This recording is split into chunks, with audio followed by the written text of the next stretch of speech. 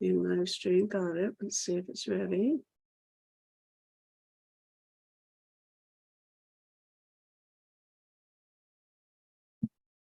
English. All right.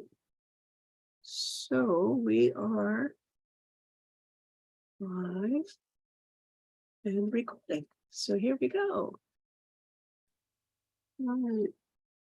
Hi, I'm Meta Spencer, and today I'm going to learn to be a farmer. I don't think I have ever planted anything more than a few carrots, and frankly, they didn't do very well. So I have a lot to learn about how to farm, and I think it's high time. A person ought to be able to at least raise a few vegetables and preferably also some animals to eat, but that's a matter of opinion. I eat animals, but not everybody, not all of my friends do, I'll tell you that. So we're going to go to Virginia to a place called Polyface Farm, and we're going to talk to a farmer. And he's not just an ordinary farmer, he's somebody who really teaches other people how to do various things. And there are many movements now in farming. And one of them is called permaculture. So I want to learn a little bit about permaculture, and then everything else that an ordinary person should learn about, even if we do not expect to grow anything except begonias. Okay. So good morning, Joel Salatin. Good morning, Meta. It's a delight to be with you. It's a pleasure, and I'm really looking forward to this. I need your help. Set me straight, and I don't even know where we're going to start, because you tell me a little bit about polyculture. Polyface.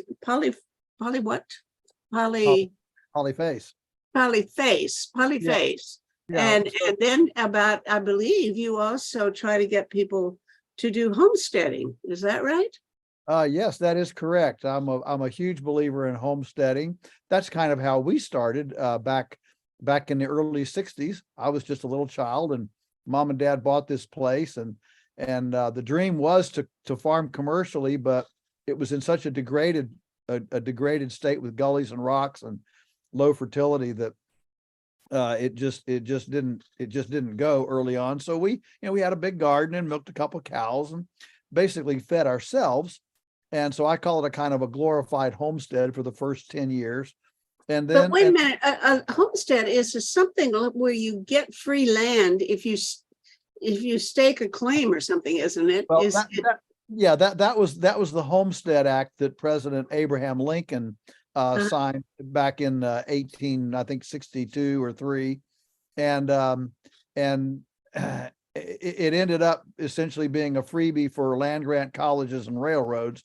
But that's another story. That's another story. Like many government programs, they don't often accomplish exactly what they set out to do. But anyway, the idea is that you grow your own food. So on our farm at Polyface, we're the farm of many faces. Poly, of course, being the Greek prefix or the Latin prefix for many.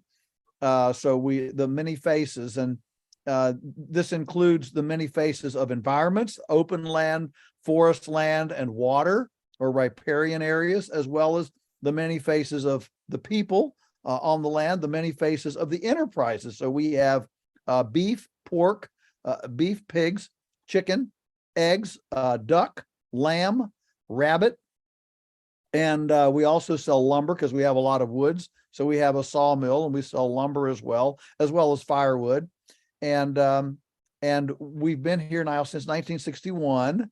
And so I'm second generation, and I came back to the farm full time September 24, 1982. And we launched full time at that point, and we've never looked back. And and now we have about 22 of us earn a living here from the farm. It's not a backyard operation by any means. We have never bought a bag of chemical fertilizer. So when Putin invaded Ukraine, that didn't, and fertilizer jumped 400%, that didn't affect us at all. And so we do very large scale composting. We turn it with pigs. So we don't use, petroleum and machinery to do the compost turning. We, we're in perennials primarily, and we direct market. So we direct market to, we have an on-farm store. We make deliveries once a month. We make deliveries to drop points in the city. We service some restaurants, a couple of markets, and we ship nationwide. And that has obviously dramatically changed in the last 10 to 15 years, the logistics of distribution, being able to jump on UPS or FedEx and actually ship things nationwide.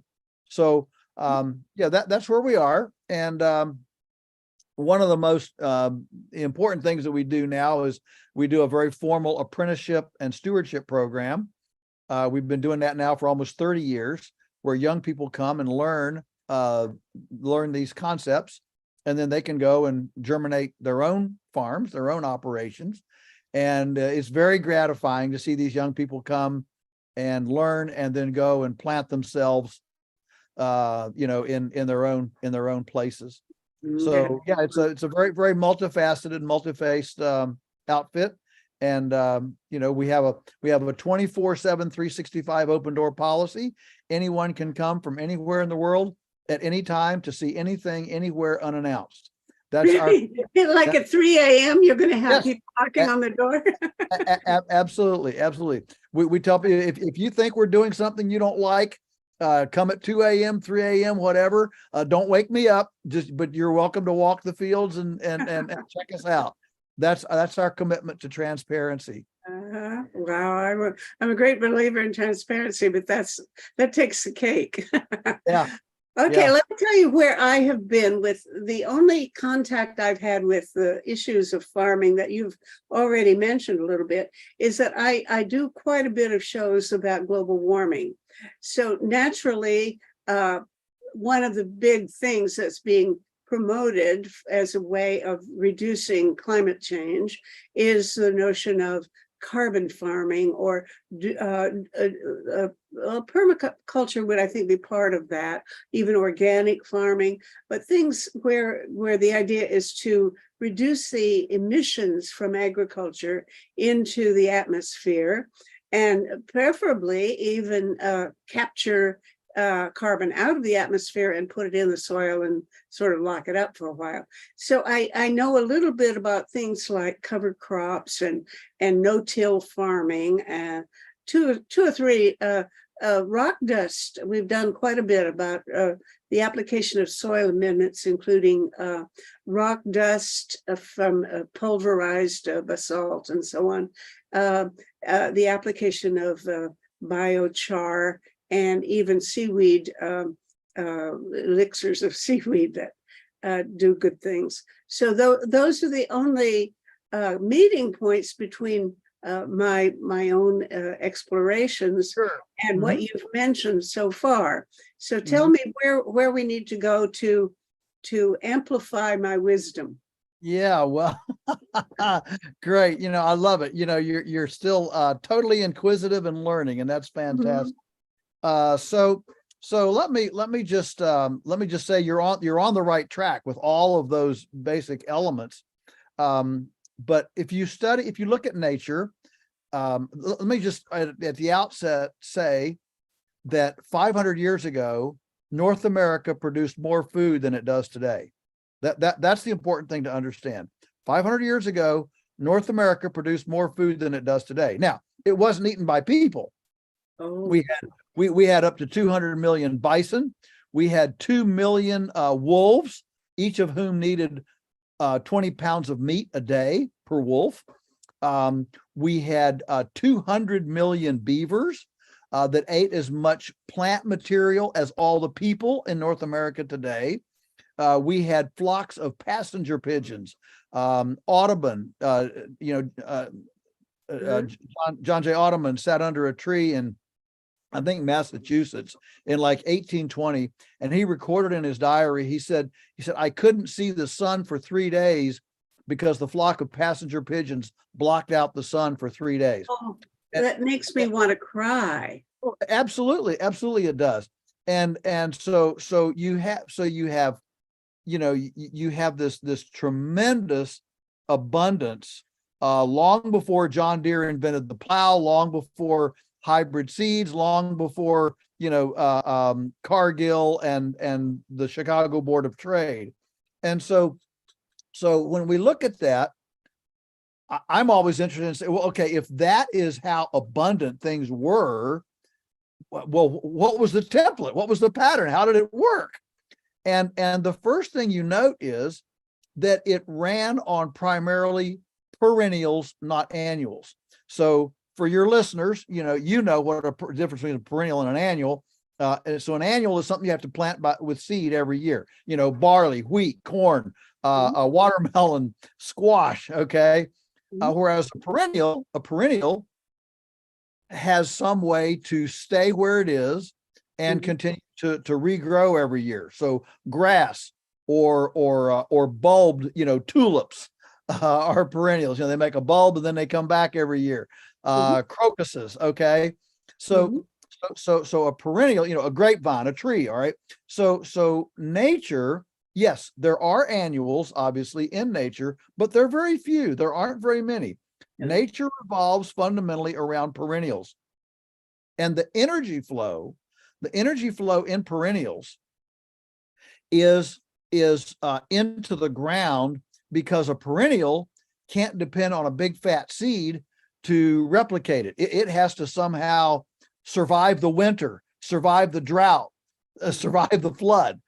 And as a result, it stores its energy in the roots rather than in a great big seed, like a walnut or an acorn or a barley or a corn. And as a result, the perennial tends to suck suck carbon more out of the atmosphere, put it into the ground, than the annual, which doesn't have to have an energy inventory it doesn't have to have a carbohydrate bank account under the soil, because it's going to make a seed that's going to get planted, whatever, jump on the hair of a deer and get transported, or a waddling possum is going to strike that little burr seed and plant it somewhere. And so so the perennial has a totally different energy flow. And so our agricultural system, if we're going to use nature as a template, the first place to start is, how do we get more acreage in perennials, and how do we leverage those perennials in the food system? And that is why all antiquity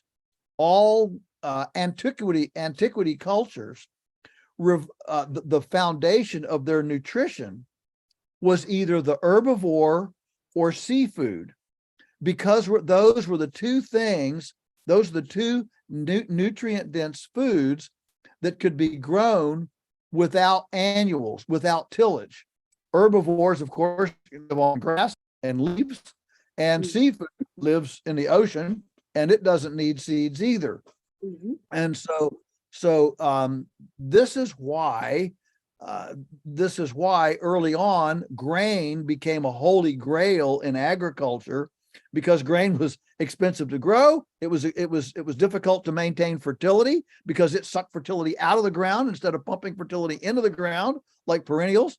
And so grain was an extremely expensive thing throughout history to plant, to harvest, to keep the mice out of it, and to use it.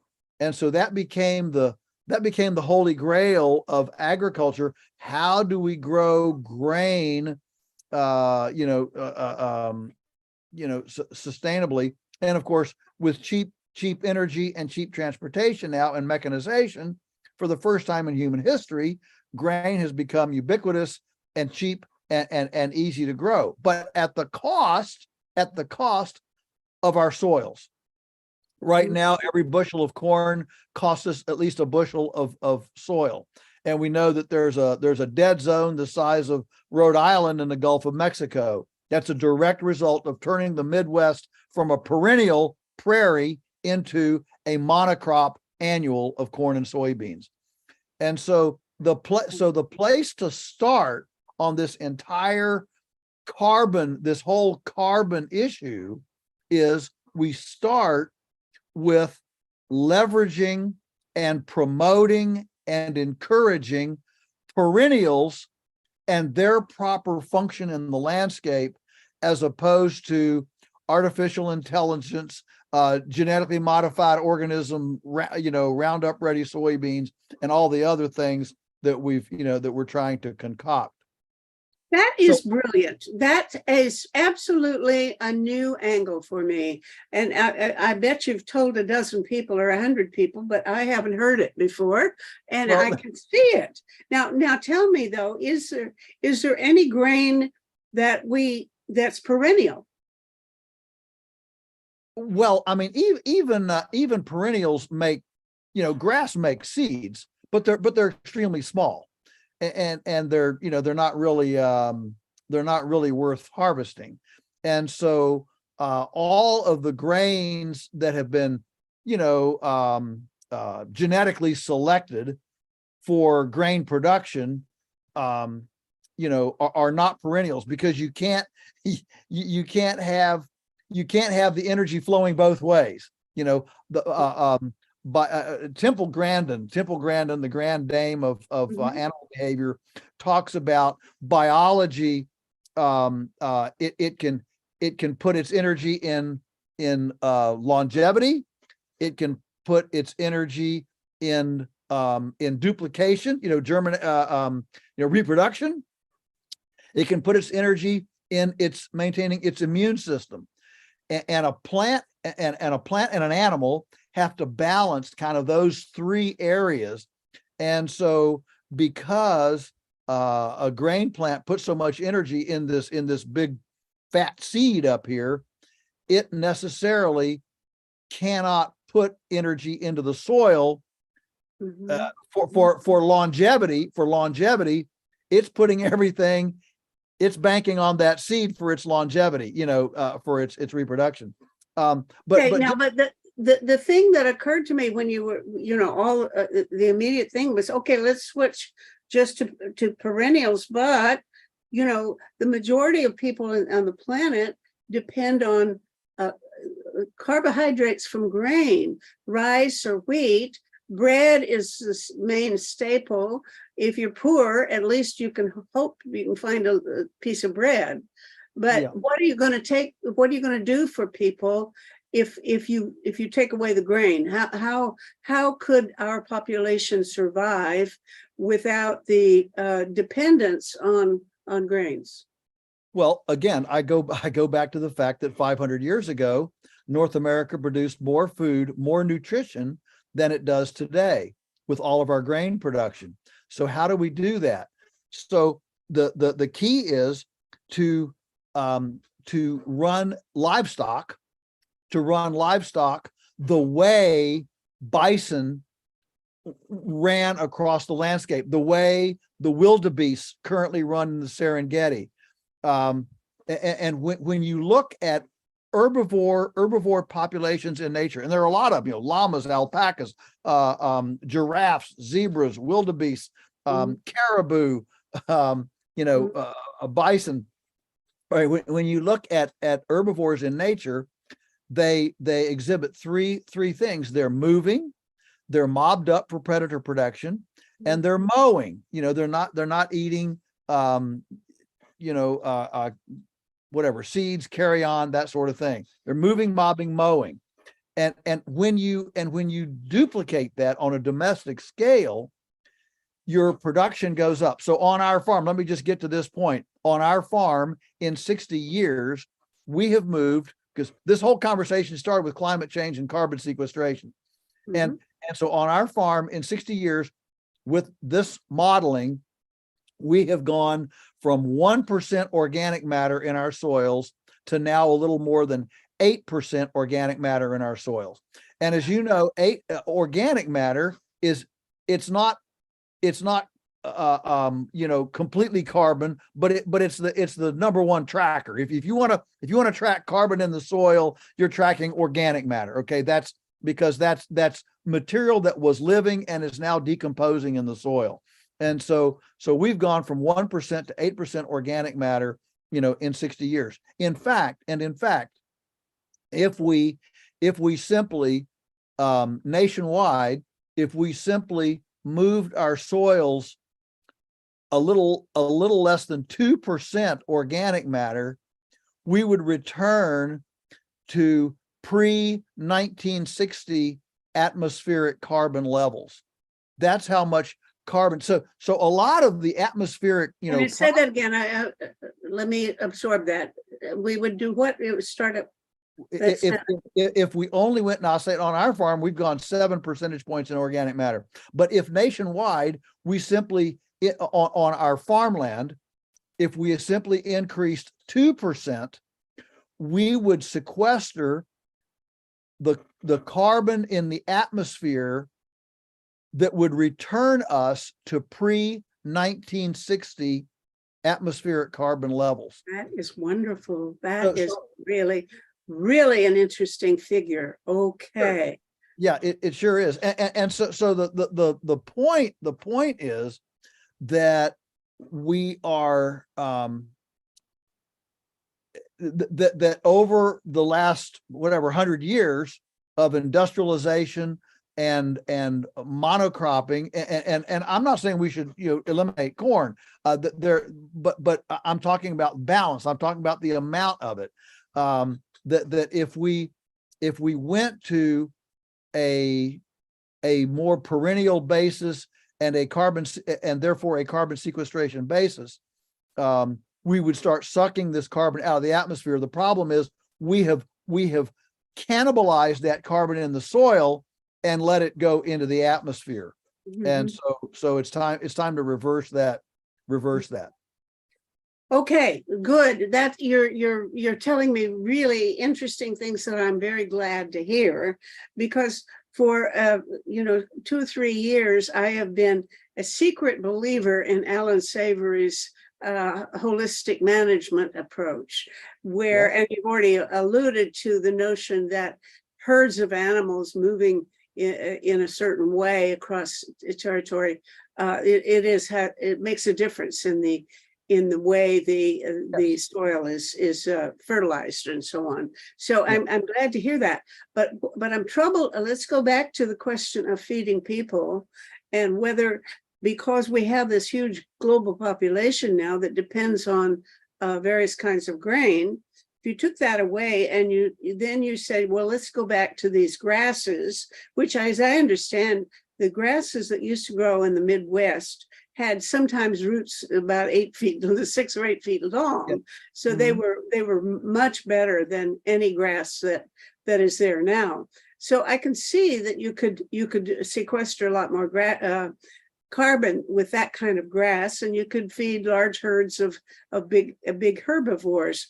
But could you produce enough herbivores and enough meat that people then could get along just eating, making up the deficit of their grain, their bread and their rice and that sort of thing, by eating more meat? I frankly don't think so. I don't. Okay. Yeah. All right. So yeah, let's tackle that for a moment. Okay. Let's tackle that for a moment. So on our farm now,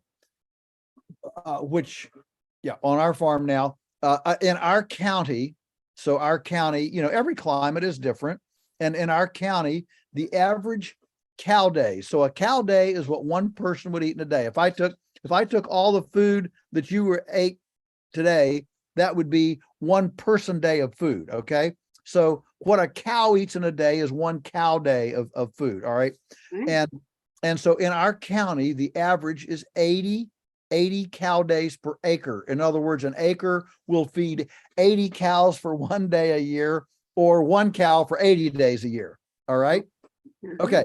On our farm, we average nearly 400 cow days per acre, nearly 400. We haven't planted a seed or bought a bag of chemical fertilizer in 60 years. Wow.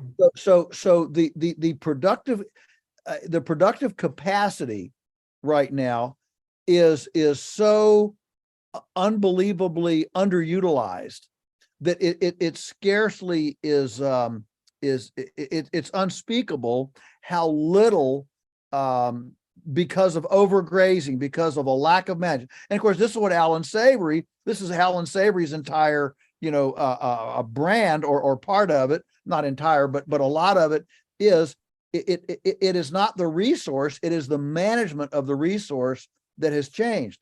And when I said moving, mobbing, and mowing, the fact is that 98% of the domestic livestock on the earth violates one of those principles: moving, mobbing, or they're either not moving, they're overgrazing, they're not mowing in a feedlot for sure, or a confinement facility or a dairy confinement facility.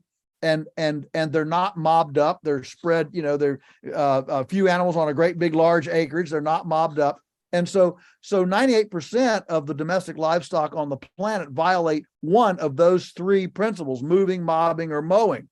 And if you violate just one, then suddenly all of the ecological synergy that is supposed to occur because of that strategic moving, mobbing, and mowing doesn't occur. And when that doesn't occur, you don't get the grass production like there used to be in the migratory, in the moving, mobbing, and mowing. And most livestock violates not just one, but all three of those elements. And so the productive capacity is extremely undeveloped right now, worldwide. Secondly, for the first time in human history, we throw away about 40% of all human edible food.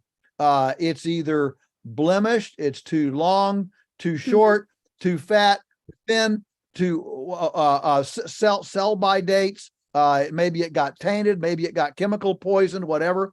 But humans have never in the past thrown away that much food. Yeah. So I mean, if you think about 40% of the human edible food on the planet being thrown away, and at least in previous historical times, that's why omnivores, pigs and chickens, omnivores were always up around a farmstead, homestead, place, because grain was too expensive to feed an omnivore, and so the omnivores fed on food waste, whether it was whey left over from cheese making in a dairy, or whether it was tomato peelings or vineyard pulp pumice from winemaking. The point is that animals consumed all this. Today we have segregated these historical integrations, and instead of having integrated circles of waste and salvage, we have segregated these. And so even these salvage streams from food processing are no longer eaten by our herbivores. So when you combine what can happen with moving, mobbing, mowing across the landscape with herbivores, with an integrated culinary salvage, I mean, look, every single kitchen should have chickens nearby, whether it's a restaurant or a university dining services, should have enough chickens to eat the kitchen scraps so that the chickens can turn the kitchen scraps into eggs. That's an ultimate integration device. Yeah. But instead we take the kitchen scraps, send them out to the landfill or maybe a composting operation, and then we buy factory eggs from a factory farm in Iowa that's fed grain in a monoculture segregated from the chickens that's fertilized with fertilizer from Russia. Okay, so you have an extremely segregated, disconnected food and farm system rather than a highly integrated, relational, synergistic system. And so feeding the world is not about, well, what are we going to do if we don't produce as much wheat? Feeding the world is about reintegrating and redesigning the not only the management, but the synergistic relationships that reduced wastage and actually leveraged the entire production component into human food. Well, I love what you're saying. Now, but I have to refer to things that I've heard in other places that I need to reconcile with what you're saying. Sure. So let me give you a hard time. Okay. I certainly am inclined to agree with you. We did an interview with a woman who's with the White Oaks farm in Georgia, I believe it is, where they claim that they actually can prove that they are it's a meat packing operation primarily. They raise cattle and they pack it and they send it from their home base and so on. But they claim that they can show that they are adding more, that they're taking more carbon out of the atmosphere and sequestering it than their cows are producing. Now, that is the real question, because most of my vegetarian or vegan friends, and there are more vegans nowadays than vegetarians, I guess, they all are claiming that that there's just no way that you can actually farm in such a way that you will be putting away more carbon than your cows emit if you're a rancher producing meat. Sure. I don't know whether they take the same position vis-a-vis dairy cows. I don't think I've had that conversation, but it's mostly about beef. And right. And I actually talked to a woman, but she admitted that she wasn't an expert. But as of a few weeks ago, I throw this question at people every time I have a chance, if they are supposed to know a little bit about the subject. Is it because I'm in favor of promoting and encouraging holistic management as a food production system on a large scale, rather than telling people they have to stop eating meat. And I asked her, is it really possible, you think, to produce all the meat that everybody wants, if we all did our best to consume it? Is it possible to do that and still sequester carbon more than we are actually emitting? And she didn't think so. So right. she thought the evidence was the other way. Well, prove to me, please. I want to hear it, that she's wrong. Yeah. So I can't give you, I know White Oak Pastures, the farm you've talked about, has collaborated with some scientists and stuff to do the actual testing on their farm. We have not done that here on our farm. We're open to it. We just haven't done it. But let me try a couple of ideas here. One is, let's take methane, for example. Methane, as Alan Savory says, methane. Okay, so methane, comes out of the cow as part of the digestive process, and there is it's called a methanotrophic. So a methanotrophic bacteria in the soil that is active under perennials. The methanotrophic bacteria does not survive under annuals, under tillage, under obviously parking lots and pavement and feedlots. It only actually thrives in healthy perennial pastures. Oh. and there's enough methanotrophic bacteria to suck down the methane generated by 1,000 cows per acre. Now, nobody's going to put 1,000 cows on an acre. So the point is that methanotrophic bacteria does indeed counter all of the methane generation that a cow will produce, but only if the cow is on well-managed perennial pasture and not overgrazed pasture, not corn in a feedlot, not in so many of these other areas. And so the problem is that the scientific community takes data points from the orthodoxy. The scientific community, if they're going to study cows, they don't go to the fringes like me.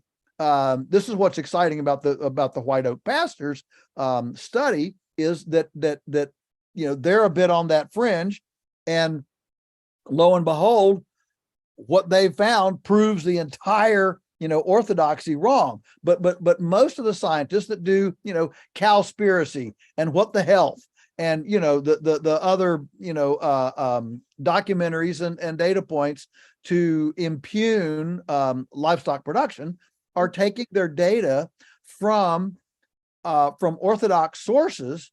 And I hope by now you understand that 98% of the livestock production is incorrect ecologically. That's the problem. It's incorrect ecologically. And so when you take your data from a dysfunctional system, if you have a model that's a dysfunctional, and that's where you get your data from, you're going to come up with a dysfunctional thesis at the end. So unless they start actually doing some work, like, the white oak pastures is one. There's another one called the Marin County Project. That was in California, Marin County. You may be familiar with that. That was another one. The folks who've done the documentary, what's it called? It's slipping my mind. Soil. Kiss the Ground. I haven't seen that. Yeah. So the Kiss the Ground documentary digs into this very, very nicely, and shows exactly what I'm talking about. And so there is the bottom line is that the orthodox scientific community has taken data points from an orthodox dysfunctional system. And when you look at a completely alternative system, then you get a completely different set of data points. That's the point. Now I want to mention this guy. I did Frank Molin. Oh, now I can't think of his name, but it'll come back to me in a minute. He's a professor at UC Davis, and I did an interview with him a couple of years ago, and we're printing it in the upcoming issue of Peace Magazine, because I kept thinking over the last couple of years, I really should share this, because he is a mainstream scientist, but and his arguments halfway fit yours and sort of halfway don't, because he justifies feedlots, finishing animals in feedlots and so on, and he does not advocate all of the things that savories people do, or that I think, as far as I know, everything you've said so far is compatible with the holistic management approach. Is that right? Or do you have any differences there? Yeah, no. Alan Savory is he is a guru for me, a mentor. I don't know a single thing that I would disagree with him on management grazing. He's as good as they come, and he's the one He's the one that many of us follow and have verified his findings. Look, if here's the thing you have to understand. 500 years ago, there was way more animal weight on the planet. So if we take all of today's humans and all of today's animals and we add up their weight, there was more weight on the planet 500 years ago of animal weight on the planet than there is today. So if animals are the problem, why didn't we all turn into crispy critters, 300 years ago? In fact, here's the one that's really fascinating to me. Even in the United States, where we have all these factory farms and all this, intensive agriculture, we do not have more pounds of animals in the United States today than we did in 1900. Why? Because in 1900, more than 1/3 of all the animal weight was draft power, oxen, horses, mules. Mm-hmm. And so as tractors replaced all that draft power, we were able to take that animal weight and grow chickens and pigs and and other things with it. But the animal weight has stayed basically the same. It's no different than it was back then. And so Okay, I think Mittloner is his name. It finally came back to me. I mean, he said also some of the same things, that we don't have more. That in fact, for example, the amount of milk that a cow can produce now is so much greater that you can do it. You can do the job with fewer cows, and so on. The same with the beef production. You can produce same amount of meat with fewer cows, if you know how to manage it. But his management system is not completely compatible with yours, because he does believe in things like finishing them in feedlots and so on. He does have some very interesting points, so I'll send you the if you will. I wish I'd done this before so we could talk about his ideas in comparison to yours, but I will send you the transcript of or even the video of our conversation, so you can see it. I think it's very, very interesting. And if we can, and if you I wish people would hurry up and actually produce really hard evidence that good farming of the kind you're proposing, both the production of plants by perennials and the meat production, that can be really, really adequate to sequester the amount of carbon that we need to do. If we get some more proof of that, then I think the conversation will change, because as of now, the only people I hear talking in the general public discourse are people who say the main thing that we need to do, and I've heard real scientists say the most important thing that we can do for the sake of global warming is stop eating meat. And I have trouble with that. well, again, when you look at the way meat is produced, I agree with that completely. I agree that the way orthodox meat is produced is completely egregious, and that's where I would disagree dramatically with Frank on his industrial solution to the problem, and on his speeding up solution to the problem.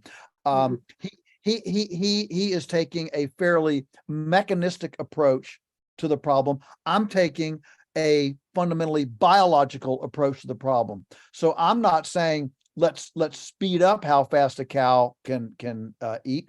I'm saying let's let that cow fully fill her cowness niche, her herbivorous niche, in the environment, and that means not growing so fast, but actually growing on perennials that actually pump this energy back into the soil and sequester the carbon. That's what I would suggest. And so we would certainly disagree there.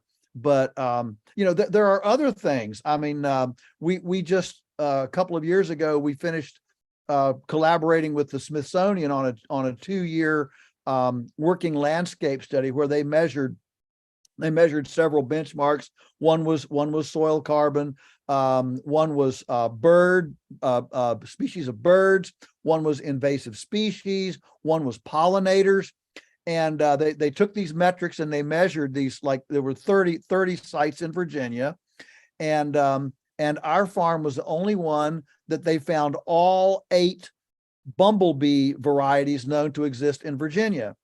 And so our pasture mosaic, by moving these animals, by mimicking the way the bison moved around the landscape, we don't have wolves to move them, but we do have electric fence. And so we use electric fence as our predator, and move the animals around the landscape. By doing that, we get a mosaic. We don't get a large, overgrazed field. We get a mosaic of grass that's in various stages. And if you're a savory fan, you know all about this whole, the way the grass grows faster, slower, and goes to seed and all that. But this mosaic offers something in blossom, in bloom all the time. And so you get a flush, a huge increase in pollinators because they always have something to eat in this kind of system. And so there are all sorts of ancillary benefits from a perennially based biomimicked type of system as opposed to anything else. And so now the thing that you also excited me a little while ago talking about methanotropic bacteria, because I've heard of such things. I know that they're doing research on it and so on, but I didn't know anything about how they live best under perennials. And that is new to me because it makes a huge difference if you talk that way. One of the things that has always interested me, do you know anything about the Zimovs in Siberia and their Pleistocene Park, that idea? Have you heard of them? Yes. I'm a little bit aware of that. Not as aware certainly as you are, but you're talking about where they're finding all of these herbivores and trying in tundra, basically in tundra, and trying to recreate the idea of an herbivorous landscape in what we would consider a tundra, and what that must have looked like, a long time ago. Well, what they find, they go through this permafrost and it's just chock full of bones of huge animals, this megafauna that lived in the Pleistocene period. They were bigger animals than we have much today. Certainly the woolly mammoths were. But at any rate, they find all these things. And so the Zimovs argue that it was because of these big animals that they keep the soil cold, that by not kicking aside the snow in the winter so they can eat the frozen grass underneath, they keep the temperature of the soil, and then they pack it down by stomping on the snow and so on. So they have this large park that they've fenced out, and they're filling it with huge animals.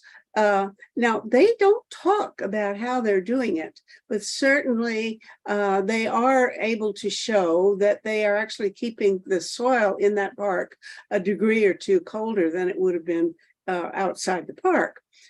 So these animals are doing the job. But what I'm wondering is, when you look at the history of the Pleistocene period, and you think of this stupendous number of huge animals that populated the far north, the Arctic. And then I thought, well, how come the methane levels were not extraordinary in that period? Because as far as I know, the ice cores don't show any such remarkable things. Well, one Right. of the things I've often wondered was maybe methanotropic bacteria explains it, but I haven't heard anybody say that before.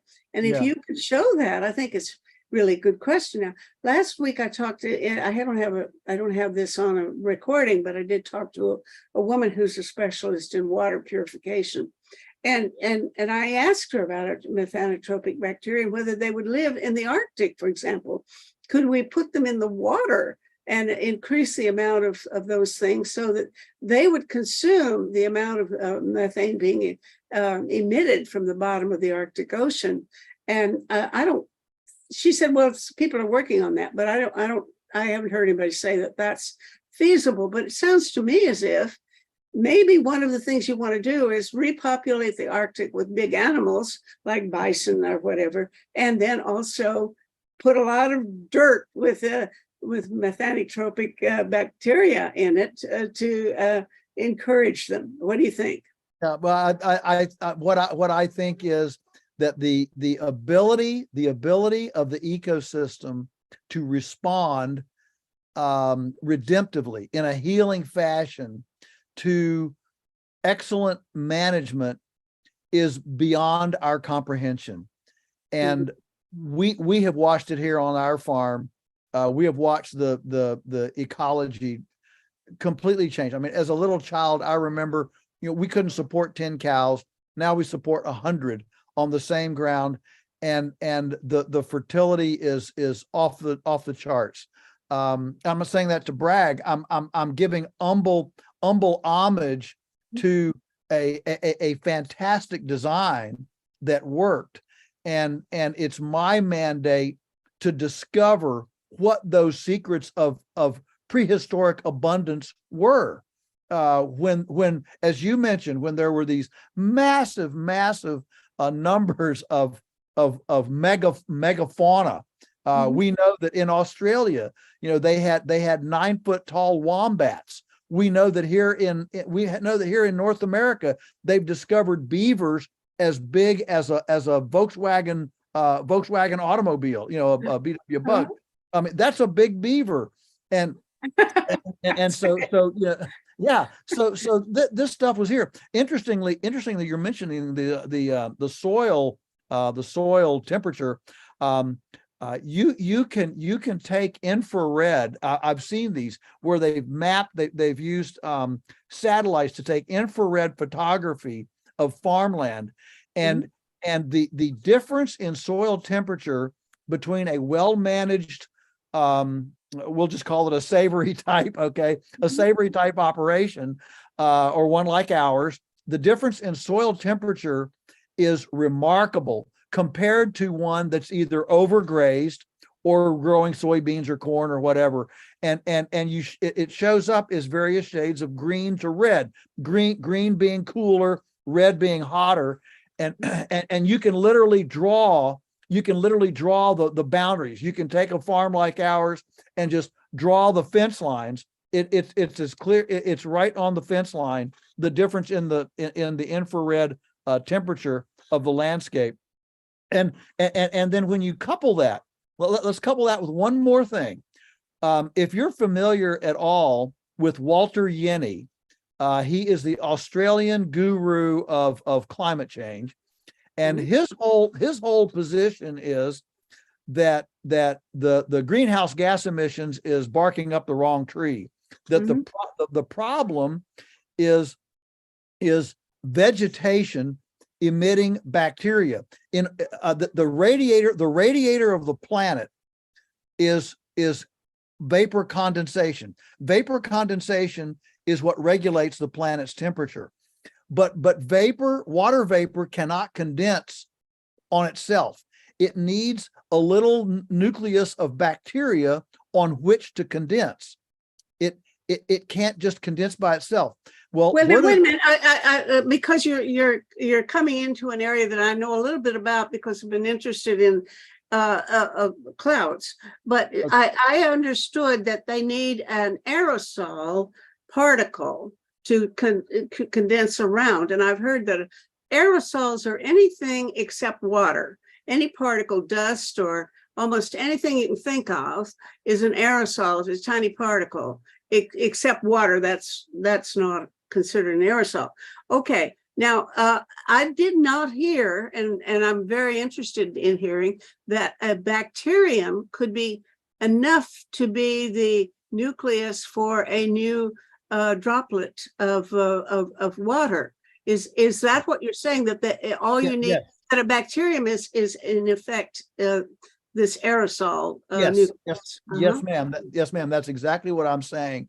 And Walter Yenny is an eminent scientist. He spoke.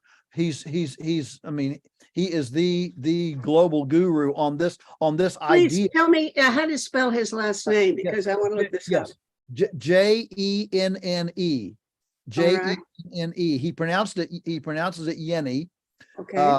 But Walter is his first name, Walter Yenny. Mhm. So his bottom line is that the reason the planet can't cool off is because we don't have enough vegetation due to tillage, overgrazing, urbanization, but we don't have enough vegetation to exude this bacterial canopy, so that the water droplets can condense on it. So if you increase the vegetation, then you give something a place to condense. And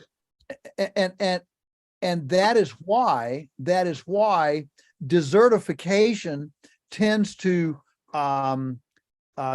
expand. It gets worse and worse and worse because when there's no vegetation, then there's no clouds, no rain, and you get desertification. And it's why in the heavily vegetated parts of the world, we're getting more severe weather, supposedly, because the planet is trying to balance out its temperature.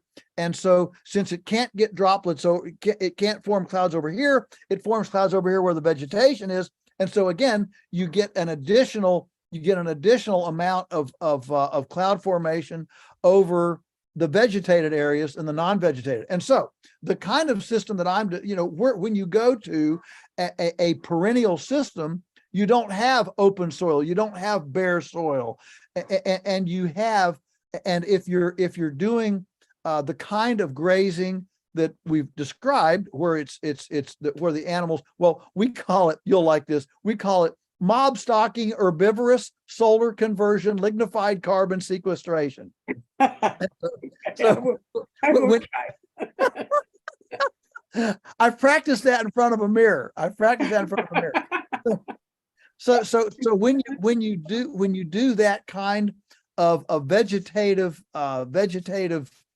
leverage, you simply get way more of this bacteria, exuding off the vegetation, which that's what I want you to explain. How do plants exude bacteria? This is again something you're telling me, very interesting. I hadn't heard that before. That there are more bacteria in the air around vegetation. Yes, right? Yes, that is exactly correct. Well, because plants produce bacteria and the air doesn't, so you've got to have plants. Now, again, I am not the I'm not the authority on this. I am quoting Walter Yenny, who is the authority. But I can it makes sense to me. You may well know about experiments where they've gone into, for example, deserts. I know one was done in the Rajputana Desert in India by a meteorology team from the University of Wisconsin, where they simply fenced out several square miles of the desert, and very quickly, and they just fenced out the nomads, all the sheep and the cattle and everything that were overgrazing it. And in very short time, I mean, I'm talking about fewer than 5 years, vegetation began growing. And when the vegetation began growing, they started getting cloud formation. Literally in 5 to 6 or 7 years, this team saw dramatic changes in rain, Mhm. in a whatever 5 or 6 square mile area. So it wasn't a backyard situation. It was, several square miles, but still it was a tiny portion of this desert that they focused on, simply to see what if we can, if we fence out the overgrazing and allow the plants to get some leaves on them, what Mhm. happens? And they saw a dramatic change in the cloud formation and rainfall in that area. The Okay, work now here you've said the, something the, again. Well, finish. Go ahead. Sorry. the work of Jeff Lawton. He's a permaculture teacher in Australia and has worked a lot in Lebanon and the very arid areas of the Middle East. And he has shown that just with not a whole lot of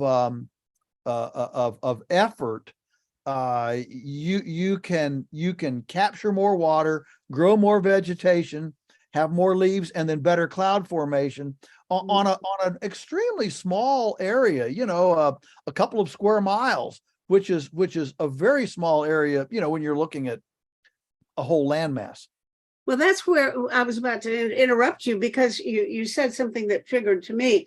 I've had several interviews with people about Miyawaki forestry, and that is a kind where they plant a whole bunch of trees close together, like four or five trees per square meter, and they're different heights, canopy heights, and so on, and they say that you water them and weed them for about 3 years, and after that you couldn't, if you wanted to, because they're so thick that you couldn't even get in there, and you don't need to. Now these little forests are so small, they're like the size of a tennis court or something even smaller. You can run them along strips along highways and so on. So what I couldn't understand is how a little patch of forestry with very dense vegetation could possibly generate its own liquid, its own water, that you don't have to water them anymore. Is that what you're saying, that somehow, how do they do it? I wondered how maybe you're explaining that. Well, I don't have the full explanation, but I can tell you that in extremely dry areas like this, the plants like that dense vegetation attracts dew, and the dew itself becomes almost like rain as it drops off the leaves. Think about it. Think about a tin roof, of a house in the summer, and it's hot, but in the morning the water literally runs off of the roof. Really? Is Okay. condensed, and so that's the kind of thing. Now Jeff Lawton, in his work with permaculture, he's doing things like swales and little water, things. I mean, in Israel, when Israel began planting reforesting so many of theirs, they literally, I was over there in Israel and saw a guy that where he's planting these trees, and he simply takes a mattock or a shovel, and he simply makes a little funnel with a little dam on the downside of the tree. And he told me that little, whatever, 1 meter wide, whatever, reception funnel, just a little bit of earthworks, 4 or 5 inches, enough that where there is surface runoff, to funnel that into the tree, made the equivalent of tripling the amount of moisture that tree got. See, worldwide, 1/3 of all raindrops run off the surface because they either come too fast or too much at one time. And so they overrun the porosity of the soil. And so 1/3 of all raindrops fall off. So even if you're in a very dry area of whatever 6 inches of rainfall a year, 2 of those inches are going to run off. If you've been down to Albuquerque, New Mexico, and as you drive along the interstate, every mile there's this big dry riverbed, an arroyo, I think they call them a lot. And you'll see, dune buggies and sand rails and go-karts and stuff running up and down. And you ask your host or hostess, you say, what is that? Well, they'll tell you 10 days in a year, that whole thing is running bank to bank full of muddy water. Mhm. And so if we actually trap that water, this is what the Australian PA Yeomans was all about back in the 1950s when Yeomans invented the Keyline program and wrote Water for Every Farm, which is an iconic book now in agriculture.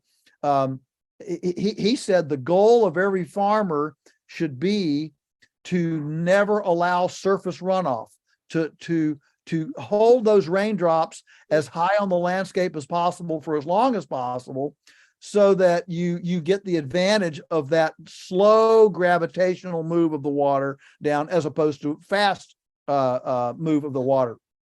And I agree. I'm impressed and I believe every word of it. And we got to stop.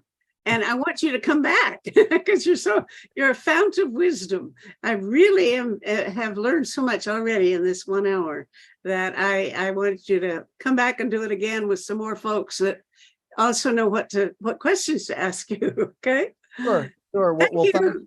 It's been thank wonderful. you very much. All right. Carry on. What you're doing is wonderful. I bless you. Thank you.